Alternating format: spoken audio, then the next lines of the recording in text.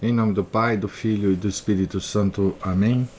Ave Maria, cheia de graça, o Senhor é convosco. Bendita sois vós entre as mulheres, e bendito é o fruto do vosso ventre, Jesus. Santa Maria, Mãe de Deus, rogai por nós, pecadores, agora e na hora de nossa morte. Amém. São Felipe Neri, rogai por nós. Nossa Senhora de Fátima, rogai por nós. Em nome do Pai, do Filho e do Espírito Santo. Amém.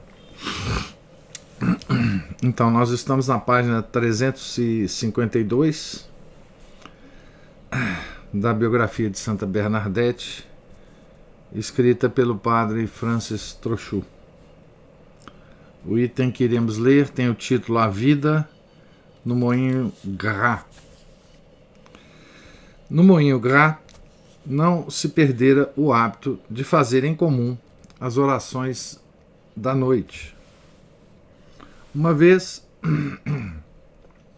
conta a Madre Thérèse Bordenave, Jean-Marie Soubirous, então, com 8 anos, deitara-se para fazer preguiçosamente, disse-me ele, as orações na cama.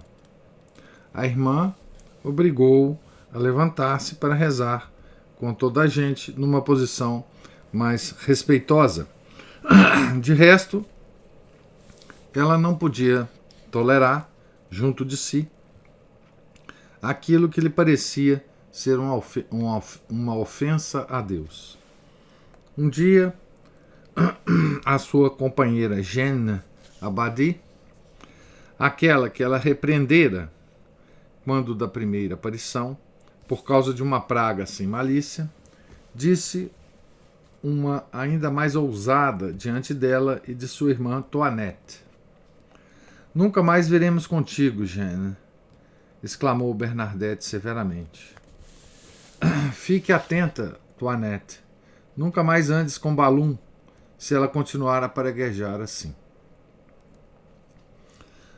Durante o ano de 1859, houve dias e até períodos em que, por fadiga ou por doença, em virtude das visitas que recebia, ela faltou à escola.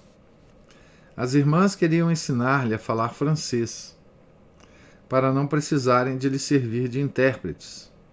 Mas no fim do ano, a sua aluna só usava ainda o dialeto para descrever as aparições. Conseguia ler devagar as palavras do abecedário, mas embaraçava-se com qualquer frase. Uma tarde, Mademoiselle Elfrida Lacrampe acompanha a Massabielle, onde o pároco a autorizava a ir algumas vezes. Bernadette bebe na fonte e lava o rosto. Mademoiselle Elfrida repara que ela umedece os olhos por várias vezes com a água milagrosa. Por que fazes isso? Tenho de lavar os olhos porque não vejo. Como? Tu não vês? Não, porque não posso aprender a ler. Penitência. Esta exclamação da Virgem volta-lhe por vezes à memória. No início da Quaresma, fala em jejuar até a Páscoa, a exemplo das pessoas crescidas. A mãe, que lhe proíbe terminantemente, preferirá confiá-la durante algumas semanas à prima Segot, que ia ver os pais a Couteret. Desta segunda permanência em Couteret, não resta nenhum vestígio. O silêncio completo da polícia testemunha de maneira bem clara que deixou de espiar a chamada Bernadette Soubirous. As impressões de um padre visitante. No mês de agosto, de novo em Lourdes, as crises de asma obrigam-na a permanecer no quarto. Um dia, vários sacerdotes, falando bem o dialeto de Lourdes, apresentam-se no moinho para a ver. A mãe fala subir. e esta visita deu ocasião a uma cena encantadora. Vamos à descrição aqui da cena. Então, minha pequena, interroga um dos visitantes. Estás doente? Sim, senhor padre. Do que sofres? Do peito. Não te fatigamos? Oh, não, meu senhor. Hoje posso falar. Não bebes a água da gruta? Sim, senhor padre. Essa água cura os outros doentes. Por que não te cura a ti? Talvez a Santíssima Virgem queira que eu sofra. Por que quer ela que sofras?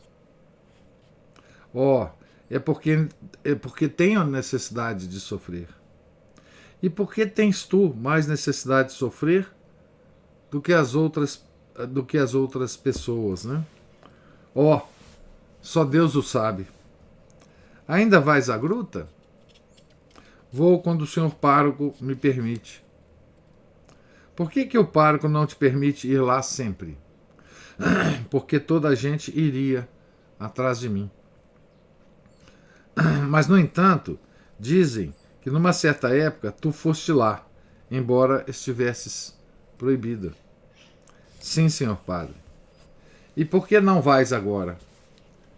Oh, é que então eu era fortemente atraída e não podia conter-me. E agora, não és atraída? Não, senhor padre. Se fosses atraída como das outras vezes, que farias? Irias, sem dúvida, como das outras vezes. A Santíssima Virgem não te disse o que era preciso fazer para ir para o céu? Não, senhor. Mas já o sabíamos, não precisávamos que ela nos dissesse. Falaste-lhe muitas vezes? Sim, senhor padre. Todas as vezes? Não, nem sempre. Partimos, conta o inquisidor, vivamente perturbado pelo seu ar cândido, pela sua fisionomia pura, afável e graciosa. Era muito delicada nas palavras, dizendo sempre Senhor Padre a cada nova resposta. A sua modéstia não era menos perturbadora. Ergueu várias vezes os olhos para nós, mas com uma grande reserva. Respondeu com segurança e sem nenhum constrangimento. Retiramo-nos, dizendo para conosco que ela era uma santa criança. De novo, Couteret. Em setembro, reina grande alegria no moinho. É o nascimento de outro irmão, Bernard Pierre Subiru, de quem Bernadette é madrinha. Mas na sombra do castelo desenham-se as brumas de outubro. O médico aconselha mais uma vez a nossa pequena asmática uma estadia nas termas. Em abril, tinha voltado com o peito bastante aliviado. Parte, por isso, alegremente, com a prima Segô e com o marido, Polícia, que vai gozar a sua licença anual. Sabemos algo dessa terceira viagem de Bernadette a Couteret, graças ao escrivão lyonês Azun de Bernatat. É a ele que se devem essas notas de um veraneante. Bernadette encontrava-se ainda em Couteret no dia de Todos os Santos e via comungar na missa das 6. As famílias disputavam-na. Todas as manhãs iam buscá-la para conduzir ou à casa do pároco ou à de outros e faziam-lhe contar e tornar a contar a história das aparições. Via com pesar todas essas expressões de estima e de respeito e fugia, sempre que podia, destas visitas forçadas. Mas os solicitadores dirigiam-se aos parentes para conseguirem a sua visita. Queriam possuir qualquer objeto seu, mas àqueles que lhe pediam uma medalha ou qualquer outro objeto, respondia: não sou negociante. Em casa, entretinha-se a brincar com o caçula da casa, de 2 ou 3 anos. Nunca falava a ninguém das aparições, a menos que a interrogassem.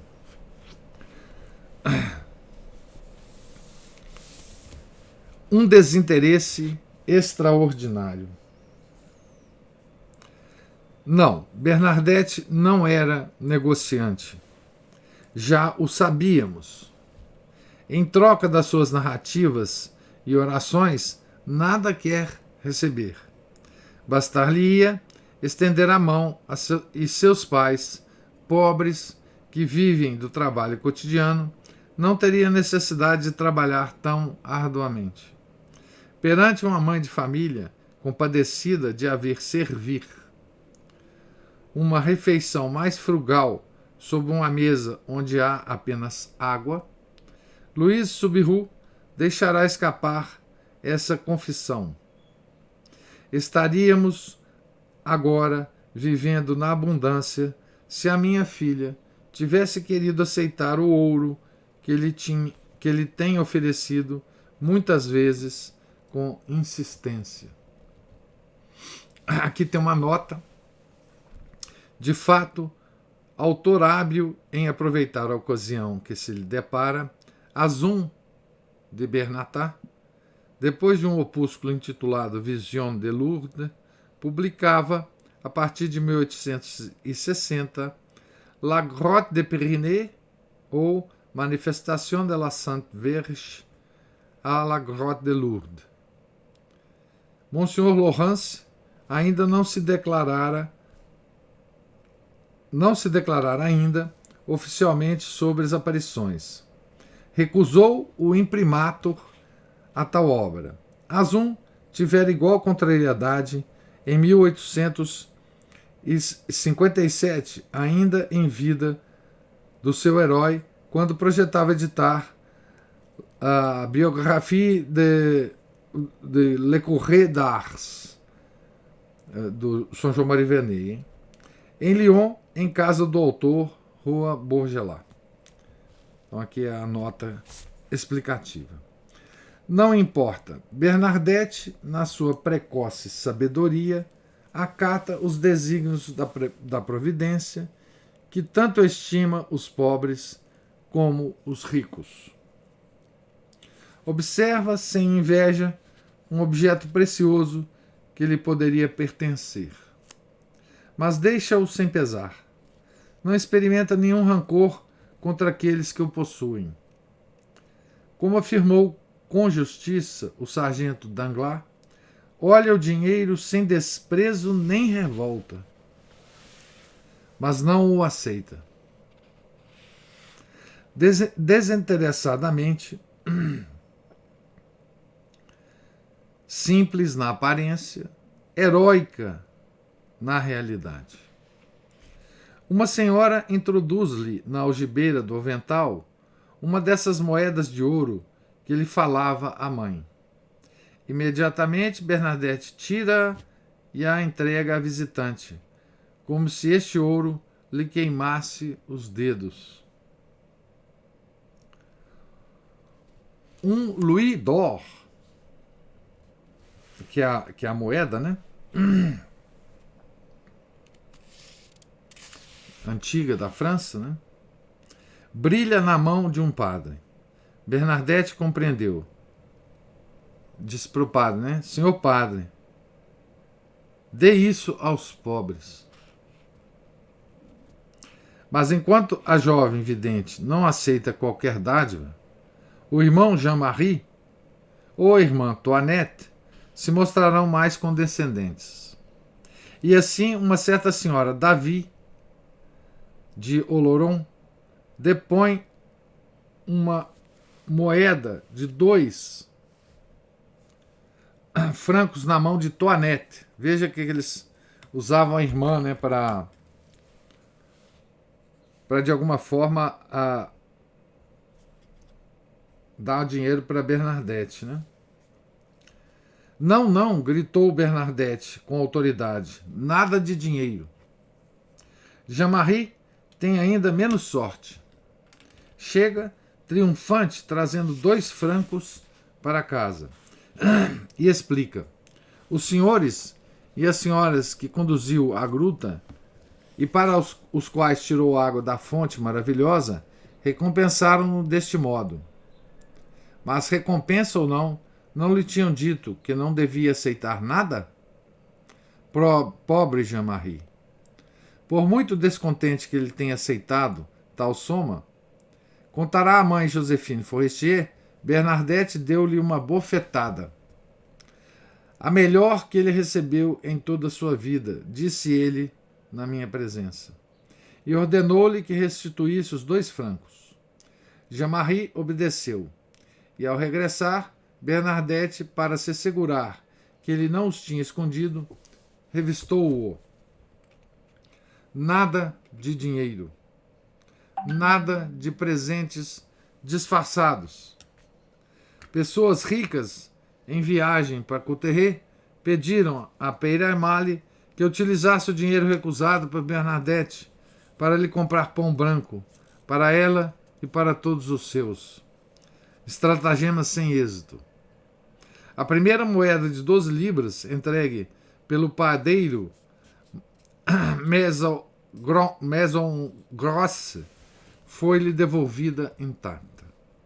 E o pároco teve de restituir o dinheiro aos doadores. Ricos lavradores de Berne perguntaram ao capelão de Bertarin se poderiam, sem ofender Bernadette e a sua família, oferecer-lhe provisões.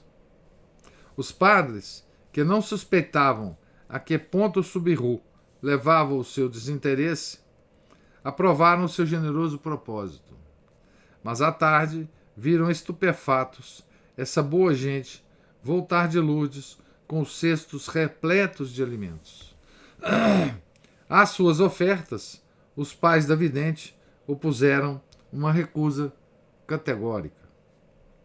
Uma senhora da alta sociedade, afirma o Dr. Duzu, acalentara o sonho de ter Bernadette com ela. Sem dúvida, teria querido adotá-la como filha. Outras ofertas importantes deixaram frios os seus pais. Todavia, mostraram-se mais condescendentes, porque se tratava, diziam-lhe, da saúde de Bernadette, quando algumas pessoas conhecidas propuseram levá-la durante alguns dias, quer para a vizinhança de Lourdes, quer para Tarbes, Pau, Bagnères de Bigorre. A criança deixava-se conduzir sem entusiasmo, lastimando faltar assim à aula e ao catecismo. Então veja, gente, esse relato aqui tem o título que o padre Francis Trochu deu de um desinteresse extraordinário, né? Então, lembra que no início, né, todo mundo que duvidava das aparições achava que a menina, né, estava fazendo tudo aquilo por interesse financeiro, né? Para ajudar os pais ou para, de alguma forma, receber alguma coisa, né? Então aqui são narrados muitos episódios, né, que demonstram claramente, né,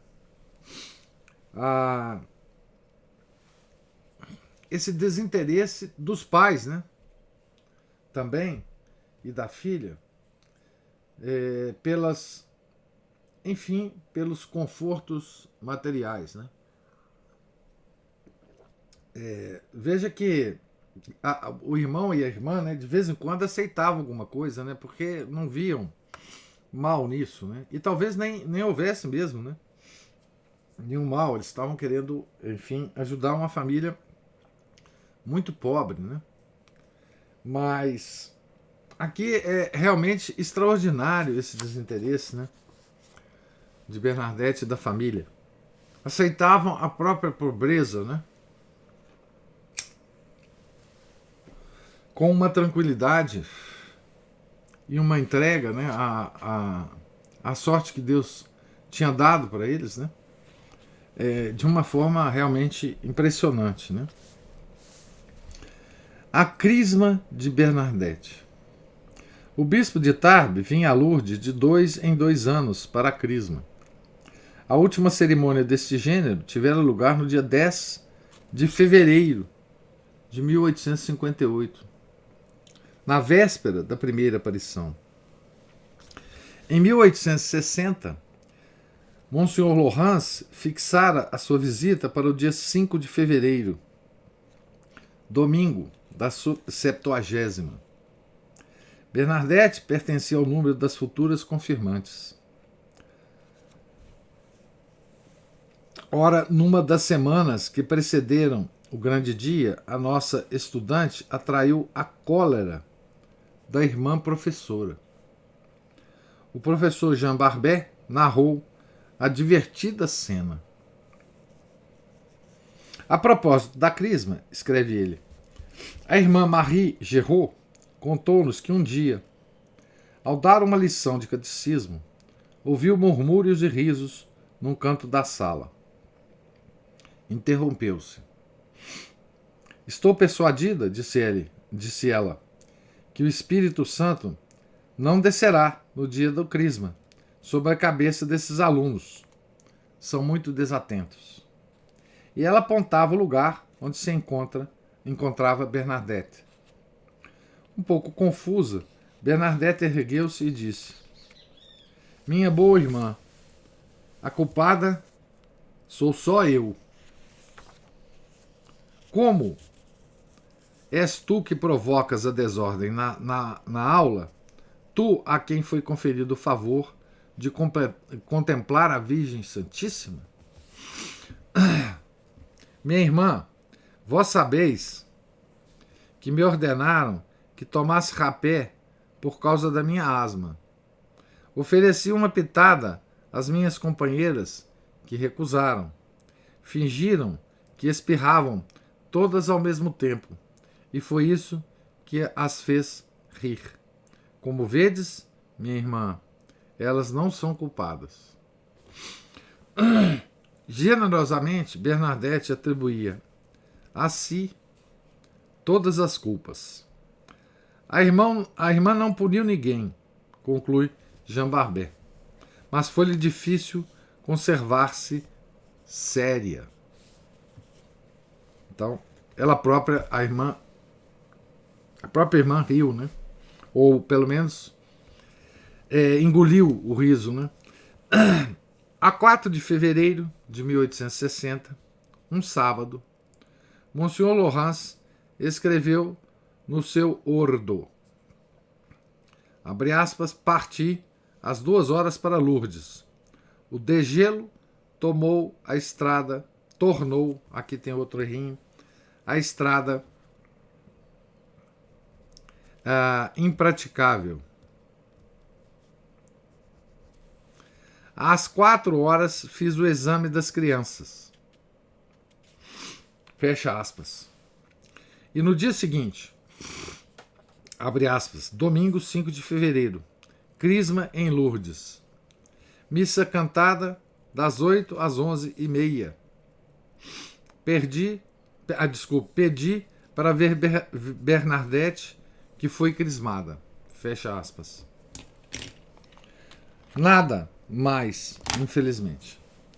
O único pormenor que se conhece, referindo-se à crisma de Bernadette, diz respeito à sua toilette.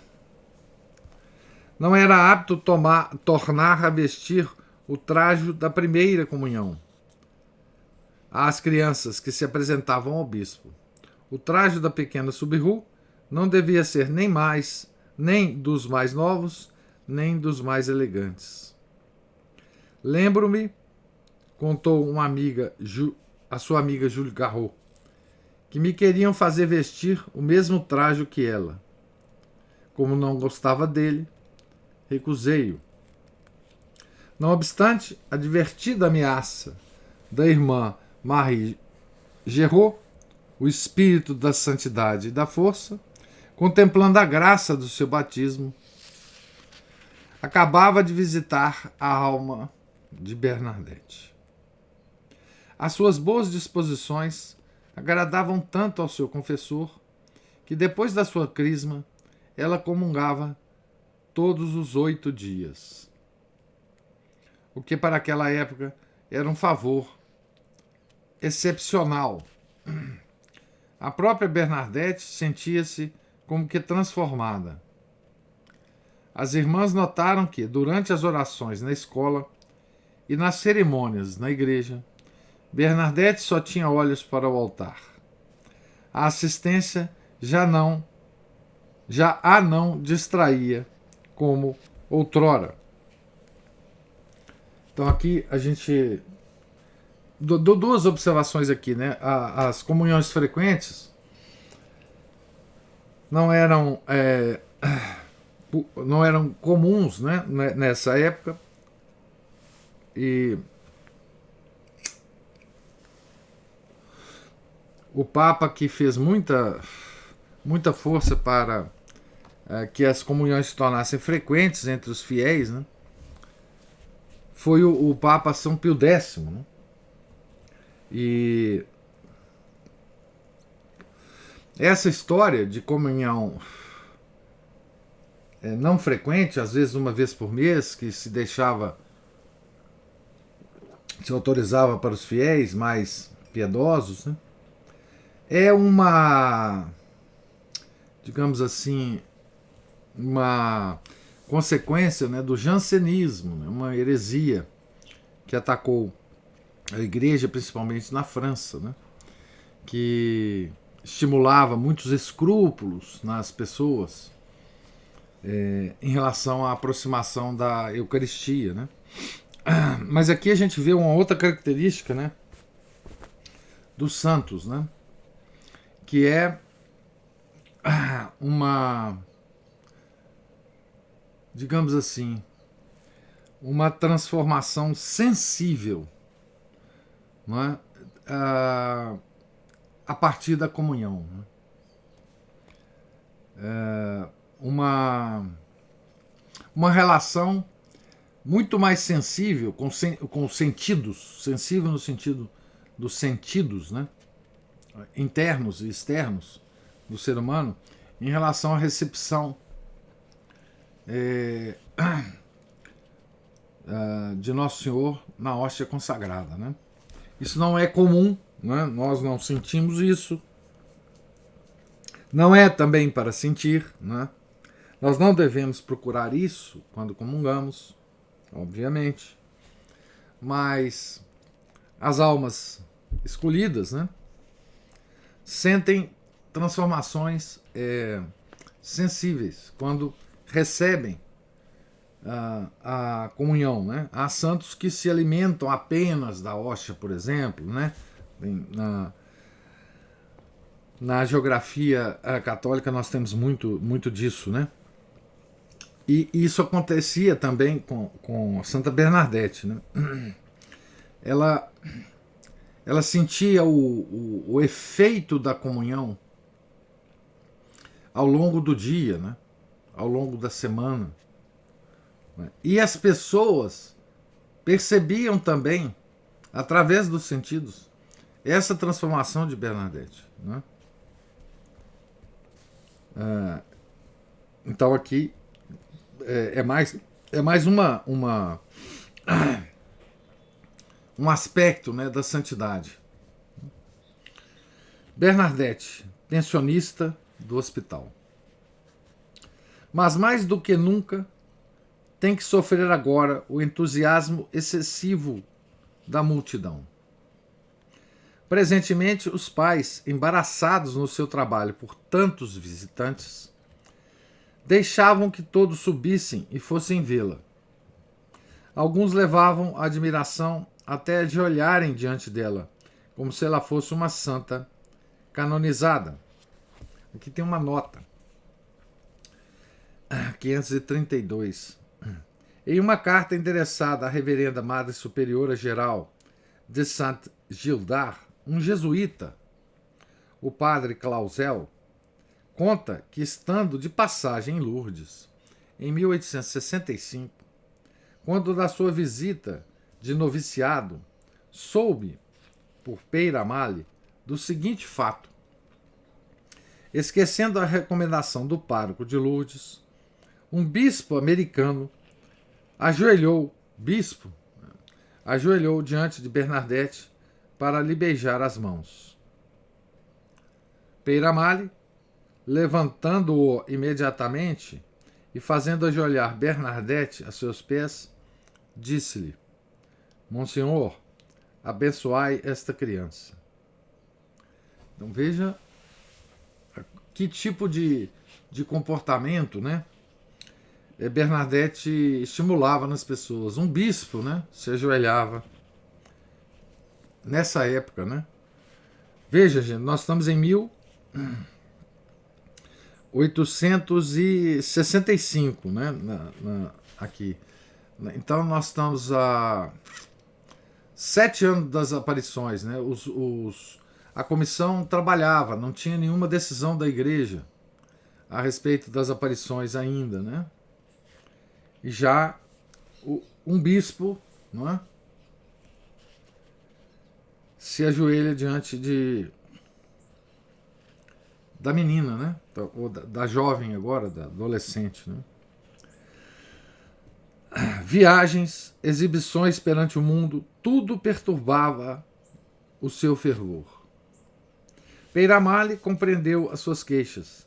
Era preciso arranjar um local mais calmo e mais bem guardado para aquela pura e piedosa criança. De acordo com o administrador de Lourdes, fê-la aceitar no hospital como pensionista. As religiosas acolheram-na ali nos meados de julho de 1860, a título de estudante e não de doente. Bernadette Soubirous era então uma jovem de 16 anos e meio. Então, uma adolescente, né? Terminamos então mais um capítulo aqui, não é? Começaremos outro intitulado Missão Cumprida. Carta Pastoral.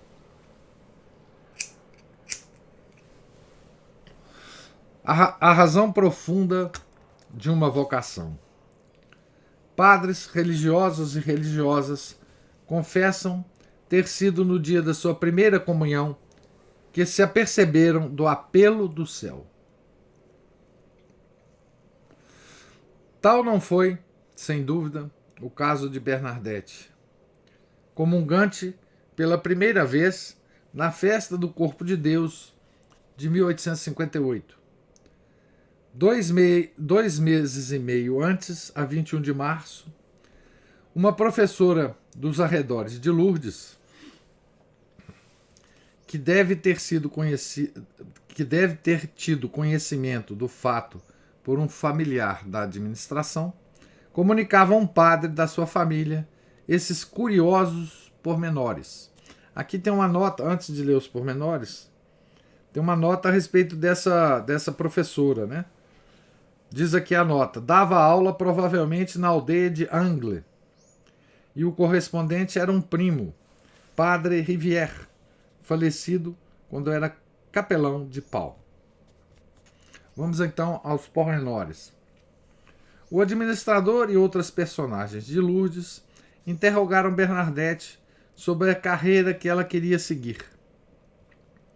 Depois de ter refletido por um instante, respondeu que queria ser religiosa. Mas tu podes mudar de opinião, replicou o administrador, por isso é preciso aprender um ofício. E a criança respondeu: não mudarei. No entanto, farei o que o meu pai e minha mãe quiserem. As recusas obstinadas de Bernadette permitem ver na sua vocação um dos 3 segredos recebidos dos lábios da Virgem. A vidente não escondeu que o seu futuro sob o véu de religiosa, sem precisar lugar, forma ou cor, lhe foi revelado em Massabielle. De resto, não bastaria à piedosa criança contemplar essa beleza sobrenatural para se afastar das coisas terrenas e desejar a existência isolada de um claustro? A razão profunda da sua vocação religiosa estava toda ela nesse suspiro de uma tarde do dia da Assunção. Essa frase é muito famosa, né, de Bernadette. Quem a viu, Nossa Senhora, né, não ama mais ninguém na terra.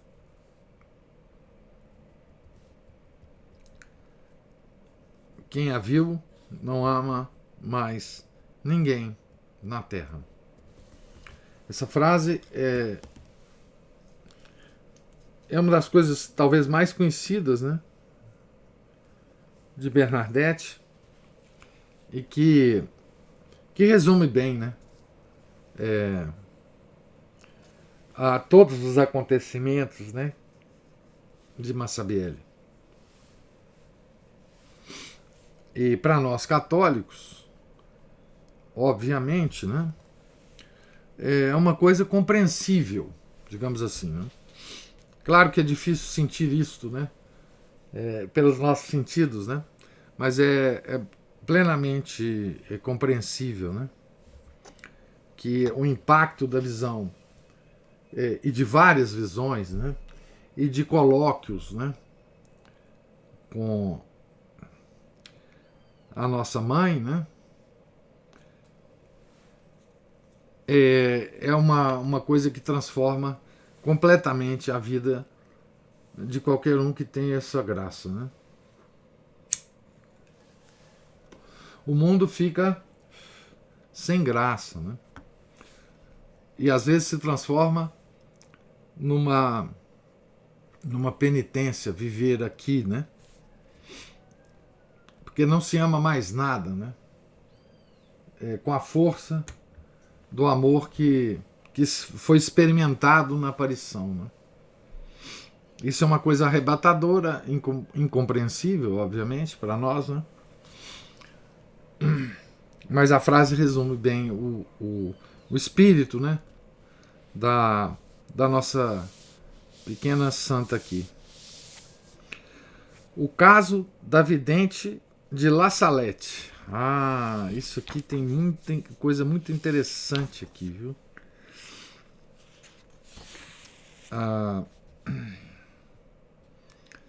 Vamos ler esse trecho aqui e fazer algumas observações também.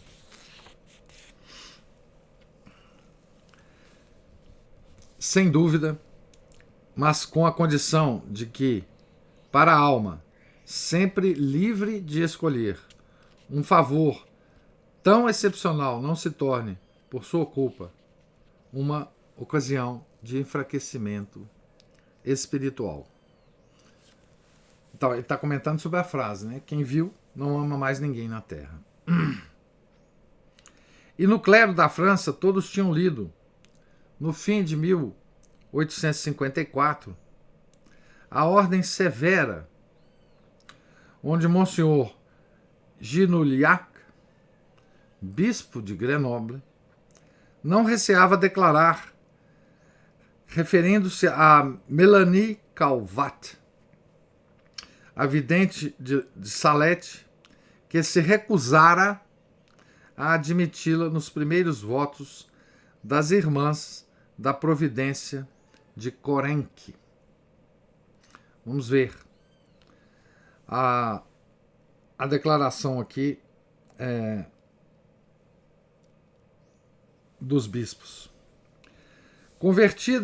do bispo, né? Convertida desde 19 de setembro de 1846, dia da aparição na Santa Montanha, por um grande número de pessoas, mesmo até das mais notáveis e distintas, no objeto de atenções delicadas, de amabilidades ternas e respeitosas que se assemelham a uma espécie de culto, seria de admirar que não se deixasse conquistar finalmente pelo apego ao seu próprio sentir, que é um dos maiores perigos que correm as almas favorecidas por dons extraordinários.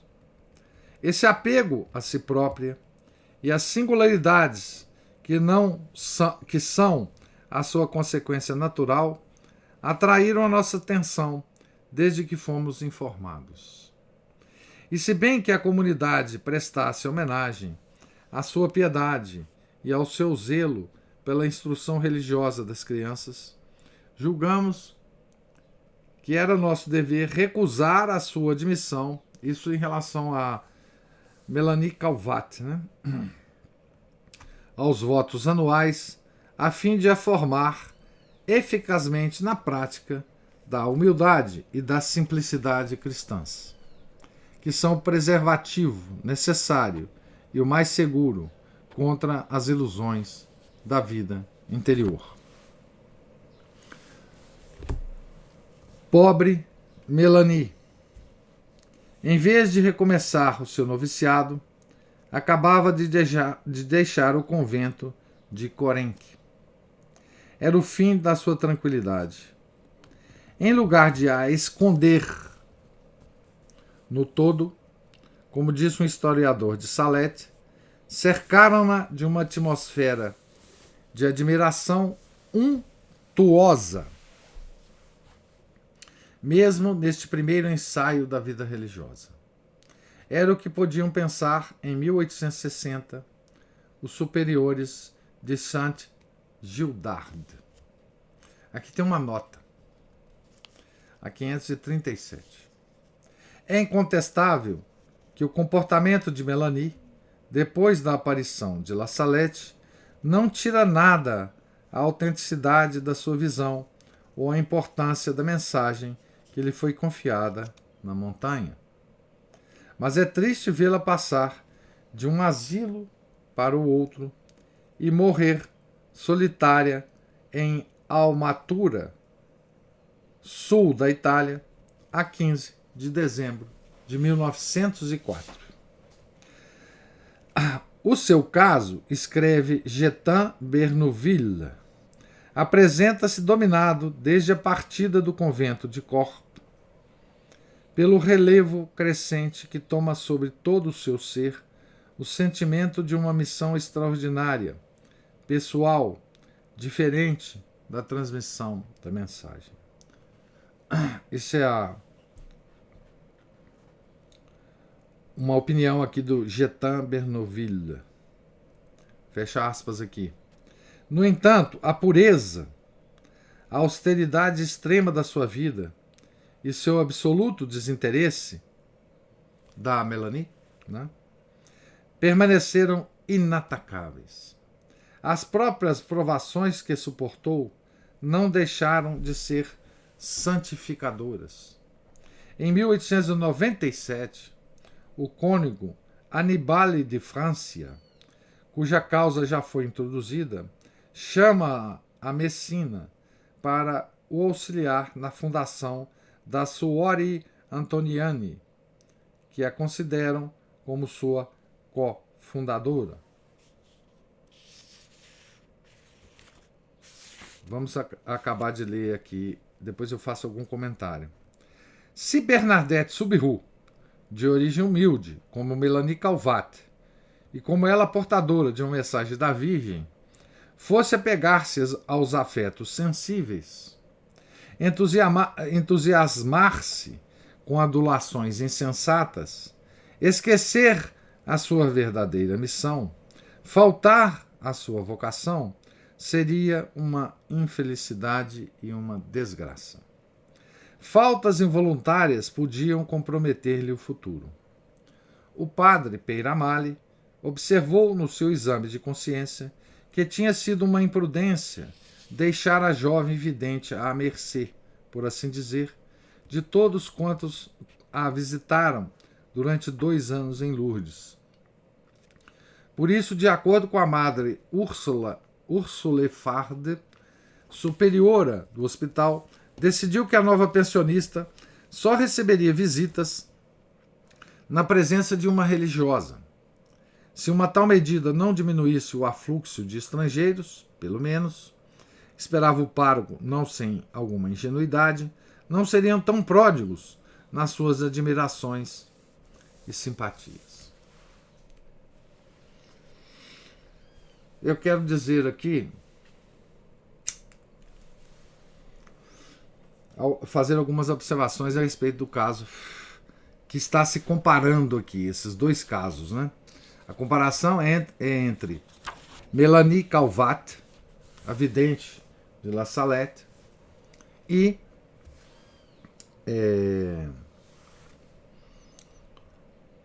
a Santa Bernadette, né? Então vamos lá. Aqui tem uma sutileza, né? Essa sutileza só vai entender completamente quem tiver lido, ou quem for ler, né, um livro do Léon Blois sobre La Salette. O livro está traduzido para o português, né, e se chama Aquela que Chora. Nesse livro, né,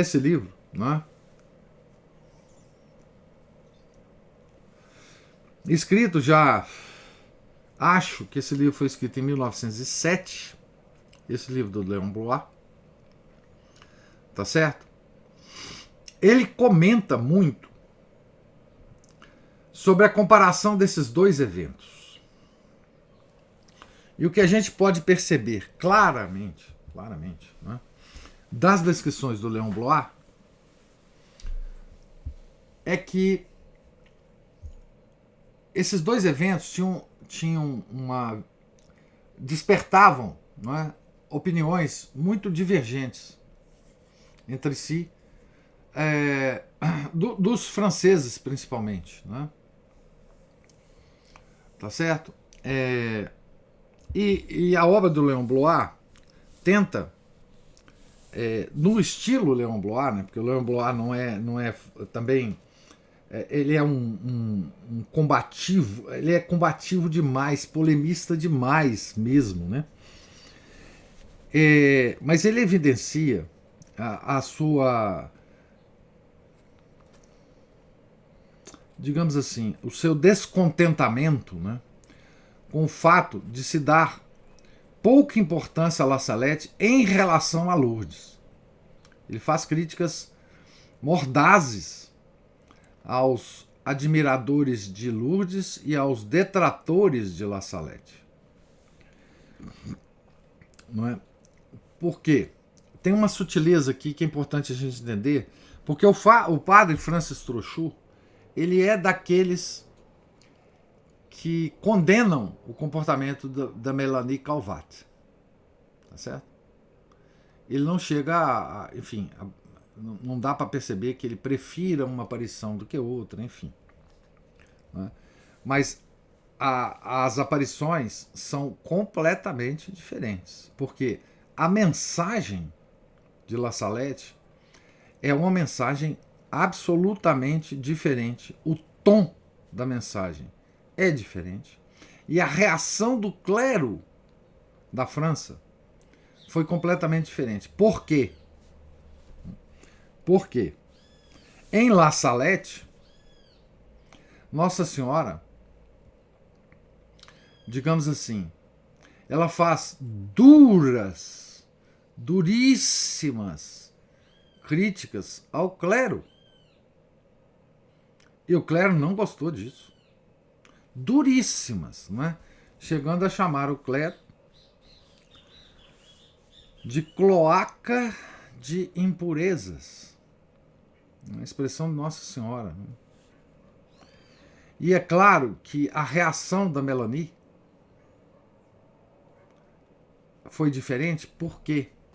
Porque o clero, todo o clero da França, principalmente o bispado de Grenoble, reagiu fortemente a essas mensagens. Fortemente. Inclusive, deformando as palavras da mensagem. E isso estimulou uma ira santa em Melanie Calvat. Né? Ela não queria se calar diante dos fatos que aconteceram em La Salette. Né? A transformação, por exemplo, do lugar de culto num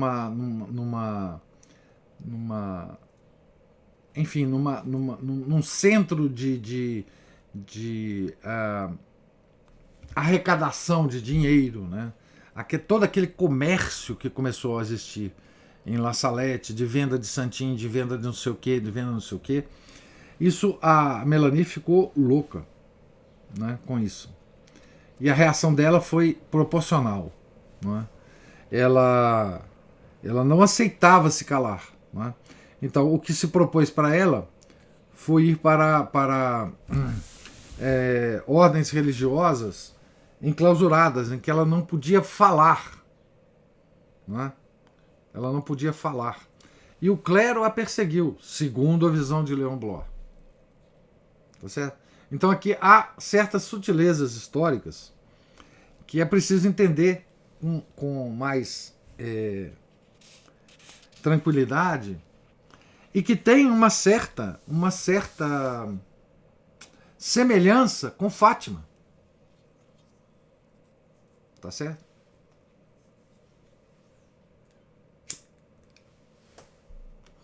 Porque em Fátima teve 3 pastorzinhos. 2 deles morreram logo depois dos eventos. Eles não falaram muita coisa sobre Fátima. Tá certo? Esses 2 foram canonizados. Não é? Esses 2 foram canonizados. Quem ficou falando sobre Fátima, e muitas vezes corrigindo as autoridades eclesiásticas sobre os eventos de Fátima, foi a Lúcia. Né? E o que aconteceu com Lúcia? Não há nem processo de beatificação. A Lúcia é, digamos assim, muito mais mal vista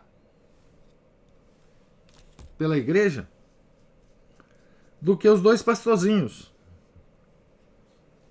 Né? E é opinião pessoal minha. Lúcia nunca será canonizada, ou pelo menos por um bom tempo. Porque ela ficou na posição da Melanie. Claro, ela era religiosa, ela foi aceita, enfim. As particularidades são diferentes. Mas o espírito é o mesmo.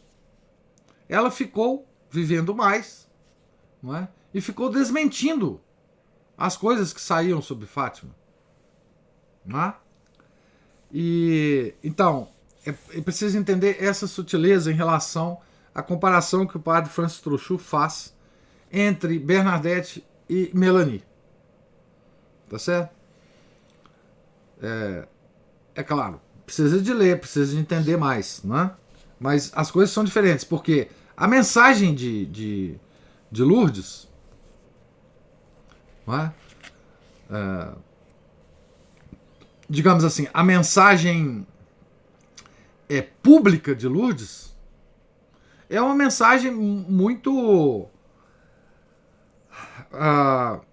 mais agradável ao clero, porque não há nenhuma crítica ao clero em Lourdes. O que a Nossa Senhora pede publicamente? O que ela pede? Ela pede a construção de uma capela, ela pede uma procissão, tá certo? E ela pede o quê? Penitência, penitência, penitência. Tá ótimo. Pro clero, isso também tá bom. né? Mas em La Salette, Nossa Senhora ataca diretamente o clero. Cloaca de impurezas. Então, há de ter alguma diferença em quem ouve essas revelações, tá certo? Não estou querendo comparar Bernadette com Melanie. Eu nem tenho condição de fazer isso, né? Nem tenho condição de afirmar, por exemplo, que Melanie mereceria um processo de beatificação, nada disso, não estou querendo dizer isso, né? Mas se a gente souber os detalhes da vida de Melanie, pode ser que a gente tenha uma grande admiração por ela também, né? Tá certo? Então, mas vale aqui a observação do padre Francis Trochu que o clero de Lourdes estava preocupada com Bernadette, porque na cabeça deles, Melanie, pelo fato de ter visto e conversado, entrado num colóquio com Nossa Senhora, teria o orgulho subido à cabeça dela e ela teria feito o que fez. Esse é o modelo que eles tinham de Melanie. E com esse modelo, eles se preocupavam com Bernadette. A preocupação é válida e o clero estava muito certo de preocupar, né, com ela, pensando o que eles pensavam sobre Melanie. Tá certo? Então, falei demais, eu vou, então, terminar aqui a nossa leitura na página 366, em que nós voltaremos a falar só de Bernadette, sem pensar no caso aqui Lembra vocês que vocês já viram uma descrição, né? Quando nós lemos a biografia do padre São João Maria Vianney, né? Nós vimos que o padre Vianney, ele encontrou com outro vidente de La Salette, que é o Maximino, eu não sei se é assim que traduz, né? Maximin, que foi o companheiro da Melanie em La Salette, e a gente viu as impressões do padre João Vianney a respeito desse menino, né? Mas agora eu não quero comentar sobre isso, senão nós vamos passar o dia todo aqui comentando. Eu pergunto se vocês têm alguma observação a fazer, alguma pergunta sobre a leitura de hoje.